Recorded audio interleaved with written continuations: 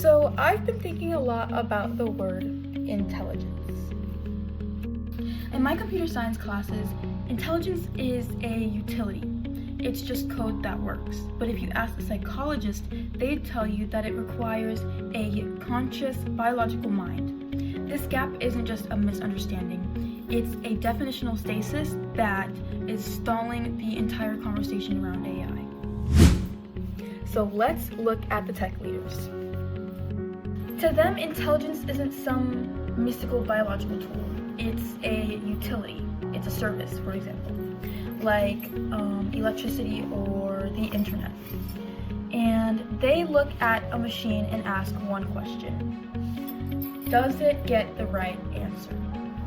If an AI can pass the bar exam, or write clean JavaScript, or diagnose a rare medical condition faster than a human, they call that intelligent. To this group, output is everything. They've concluded that if the result is smart, the process doesn't have to be human. It's a very practical, engineering-focused way of looking at the world. And if it works, it's smart. But then you talk to educators and psychologists, and they have a completely different way of thinking. They're sticking closer to the word's actual root, intellegere, which literally means to choose and to understand. To them, intelligence requires a conscious mind. They argue that a computer isn't smart just because it follows a complex algorithm, but it's just a really fast calculator, in a sense. And it doesn't feel the problem, and it doesn't understand the why behind the what. For this group, intelligence is a biological trait. You have to be alive and you have to have a soul, or at least a nervous system, to truly be intelligent. And without that spark of consciousness, they say we're just misusing the word. So this is where we're stuck. It's not that one side is completely right and the other side is completely wrong. It's just that they're working from two different maps, per se. And this is the stasis.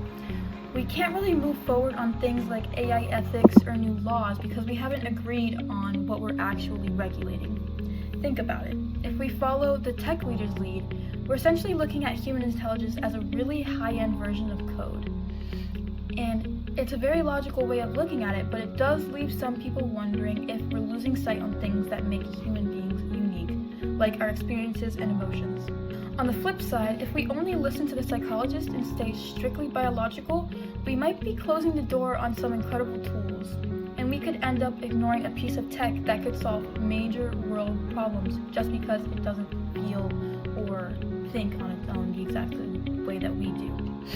And until we can agree on what intelligence means, we're just gonna keep talking past each other and having this debate. As a computer science student, I see the power of code every day, but as a general person, I do understand and get why people are protective of that spark in the soul that we would be missing. Until we find a way to bridge these two definitions, the argument is going to stay right here, in stasis. We have to decide, is intelligence something that we are, or is it something